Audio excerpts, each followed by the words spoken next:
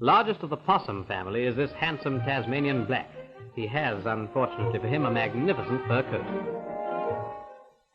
Lizards and snakes dwell in open-air parks in the sanctuary. These small frill-necked lizards look ferocious, but are really quite harmless. The 6-foot lizards are known as goannas, and unlike the American iguana, these fellows live on flesh. This one weighs 45 pounds and is the grand old man of the goannery. Eggs are very much relished and are usually swallowed whole. The tongue is long and forked. Yes, Australia is rich in reptiles, though some of us think that rich is hardly the word. They include some of the world's deadliest snakes and a lot of harmless ones. Cemeteries are full of people who couldn't tell the difference.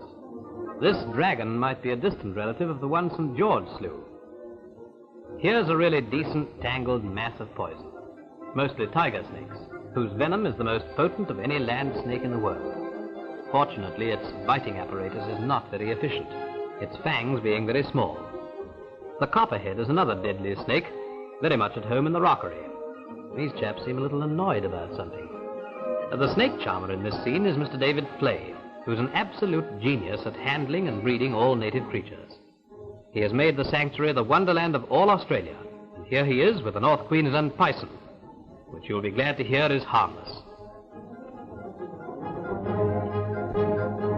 Well, maybe he is, but not to the hen he had for lunch yesterday.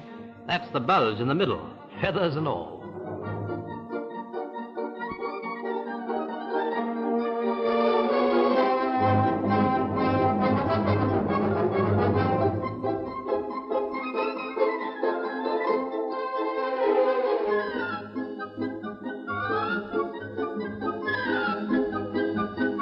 Perhaps the rarest of his reptile pets, however, is the green tree snake from the north of Australia that takes every opportunity for a stroll in the treetops. Although he is non-venomous, he's put me clean off birds nesting in the north anyway. A good look round before going aloft. And away we go.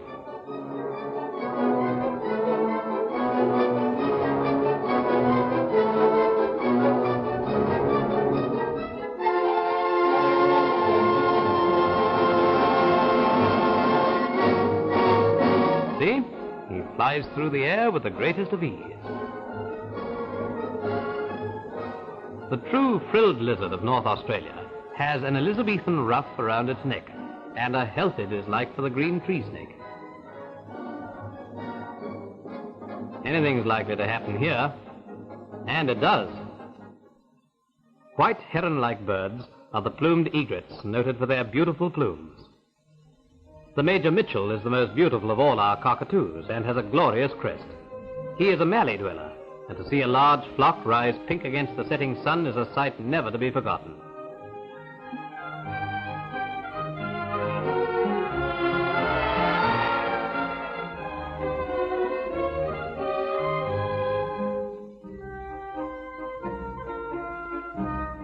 Bitterns, or bunyips, are past masters at camouflage. Aborigines built legends around the booming voice of this bird, heard in the reed beds at night.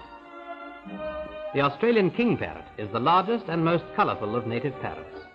Usually a flock of 100 or more is to be seen feeding in the kangaroo troughs in the sanctuary.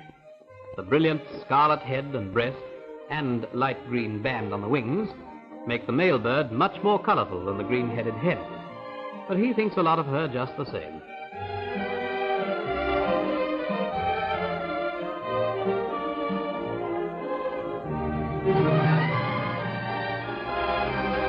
And of course, you all know the bubuk owl and the kookaburra. Now we come to the fighting grey kangaroo, over 6 feet in his socks, packing a wicked punch, and the monarch of all he surveys. Well, almost. That one is a red roo, which takes a look at the grey and hops it. The grey champion will fight anything that enters his paddock, and when he tackles this dummy, you see the kangaroo technique in a sort of all-in go.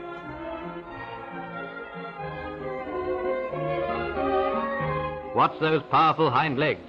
No rules here about kicking under the belt.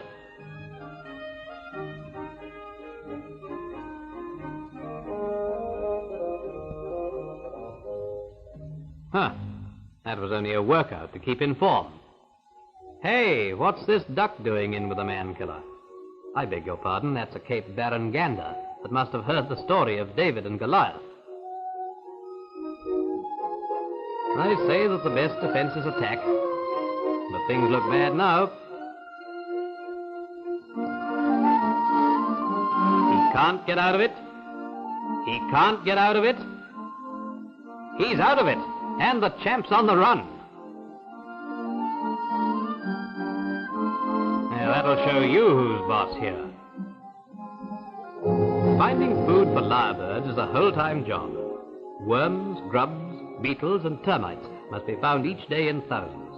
It's just as well there's no strike at this grub factory. The lyrebird is the world's greatest mockingbird. When held at the trail, the tail of the male bird cannot be properly seen, but in the wintertime he displays his tail as he holds his world-famous concerts.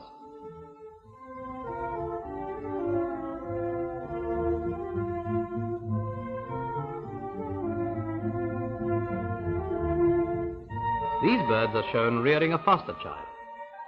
Both the adult birds were rescued from bushfires, one being found with its tail burnt right off.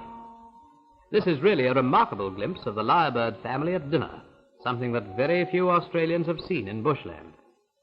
And here's an excellent view of the lyrate feathers from which the bird derives its name.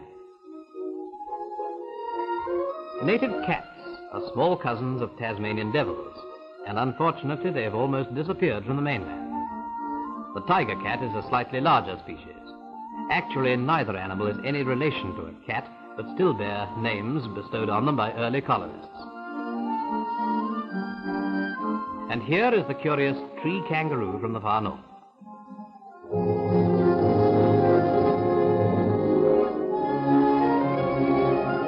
Note the foreshortened front legs.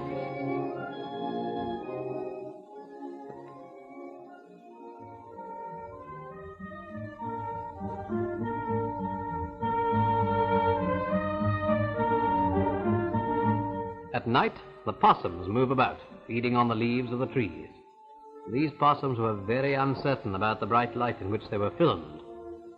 The silver-grey possum is practically the only native animal that has been able to adapt itself to the changed conditions of settlement, and we often find them in our parks and gardens. This native cat was looking for the last train home.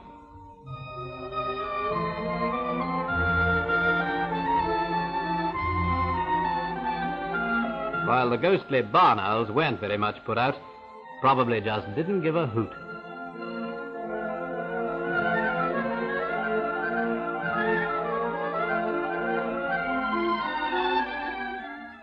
And here are the picturesque little flying squirrels, or pygmy phalangers, which parachute from tree to tree, and are the daintiest of creatures. They live in old hollow gum trees and feed on nectar and insects.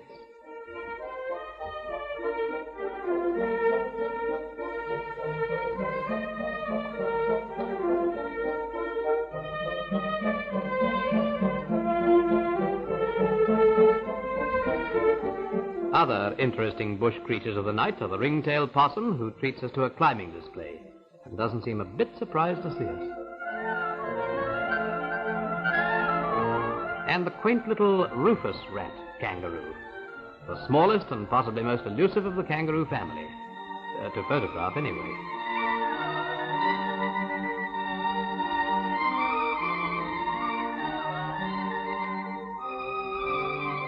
But perhaps the most fantastic creature of all, the possum family, is the cuscus, a tropical and rather lazy visitor from New Guinea and North Queensland. The New Guinea natives are very fond of him. Yes, in a pot. This brings to a close our ramble in Bushland, where in the lovely setting of this sanctuary, Australians young and old learn to have a new regard and closer affection for all these Alice in Wonderland creatures that are their true heritage.